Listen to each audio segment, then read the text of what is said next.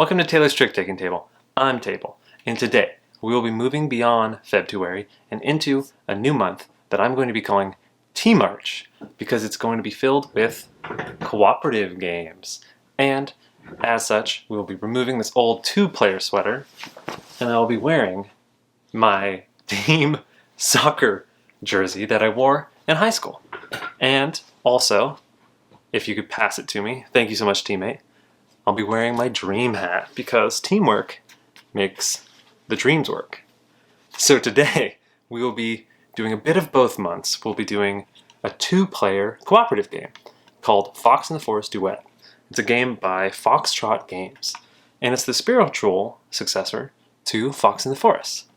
And the hook to Fox and the Forest Duet is the two players, will be going back and forth, and they'll be trying to complete a task of removing gems from a forest, I believe. And I won't be covering this in too much detail because it has been covered a lot, but I'm going to do a brief overview here in a little bit, and then kind of get into what I think is an interesting rumination on what is a good cooperative game, and specifically what is a good trick-taking cooperative game, and what can trick-taking lend to the idea of cooperative games and vice versa. So let's go to the table and I'll show you how to play. The deck in Fox and the Forest Duet is made up of 30 cards numbered 1 through 10 in 3 different suits. Some cards will have a special power on them, and the text is on the bottom for those, and then also some cards will have footprints which help determine how far or back a certain pawn will move in the game. So here we have the game set up for the only two players, and let's say it's Totoro's lead. So if they lead, it's a must-follow game. So maybe they play this 4 of the star suit. Coming to Fennekin here, they are forced to play their only star suit, so 6.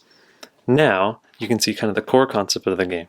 Whoever wins pulls this token in the center closer to their side, and you pull it by the number of footprints. So not all cards have footprints, but these two do, and you sum the total. So 2 plus 1, that's how far this will move toward the side of the winner. So 1, 2, 3.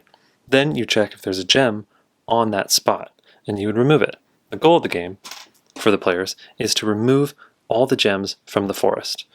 After the trick is won, the person who won the trick will lead the next trick, and maybe the Fennekin player plays the 6, and again they have to follow suit.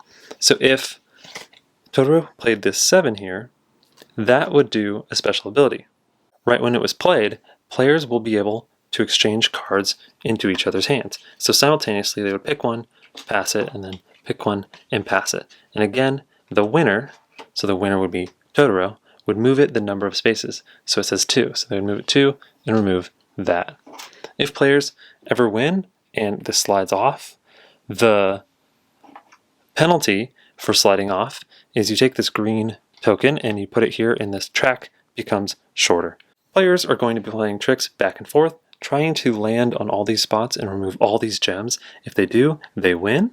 If, however, when they moved off to the side and they had to place one of these grass tokens and move back to the center, if they do that 3 times and are out of the grass tokens, they lose. Also, after 3 rounds, because they'll play 10 tricks each, if they haven't removed all the gems, they'll lose again, because some gems get added at the end of a round. Players will go back and forth. Oh, this is Trump, by the way. And they'll try to win, and if they do, they win as a team, and if they don't, they fail. And that's pretty much it. So that is Fox and the Forest Duet. And I like this game. I'm going to kind of hound on it, pun intended. But before I do, just want to say it's pleasant.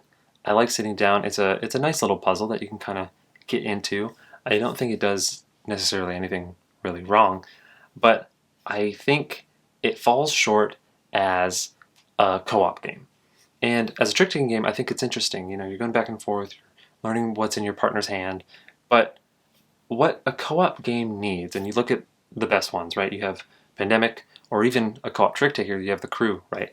Is a huge amount of variability. You have to go above and beyond, really, to stand out.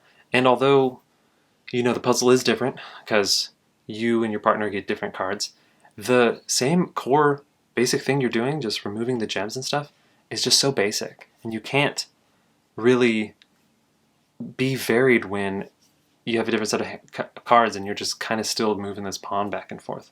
The crew has, 50 missions, and it has in that you have the tasks that are all different. So when you look at it, the crew even has different hands too. So when you look at just having the hands be varied, it's tough, The co-op game needs a little more variety to stand out. I think a sign of a good co-op is letting the players set each other up for amazing moves. And this does have moments of this. I think there's a card that's the 9 that lets the players play whatever they want after the 9. And this is cool because the partner feels very open, very free by a move done by the other player. But it's tough because that's just part of the game. That's always going to happen. So I think it only is interesting when players short suit or they pass cards, and then that is how they set each other up for cool moments. And that totally happens. I think it's maybe a little few and far between, but this has moments of that. And so that interplay and that support is totally there, and I think that's where and when the game shines, but I wish there was just more of that. I had a friend compare it to The Mind, which is interesting. And I love The Mind. It's one of my favorite games. And I was wondering why I love that so much, and this is just okay for me. And I think it's because of the third thing that I believe all co-op should have is crazy difficulty that just can keep going.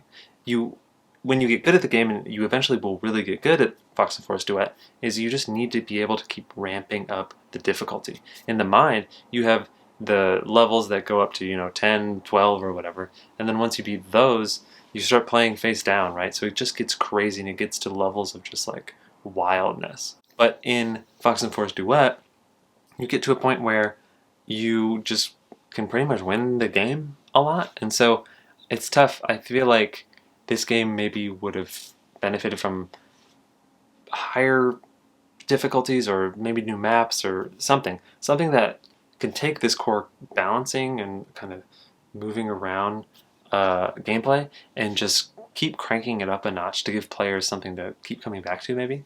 So that is Fox and Forest Duet, and I think it's a good game, but I believe there are better co-op games out there, and hopefully during this month of Team March I'll show you some of those great ones. So stay tuned, and thanks so much for watching.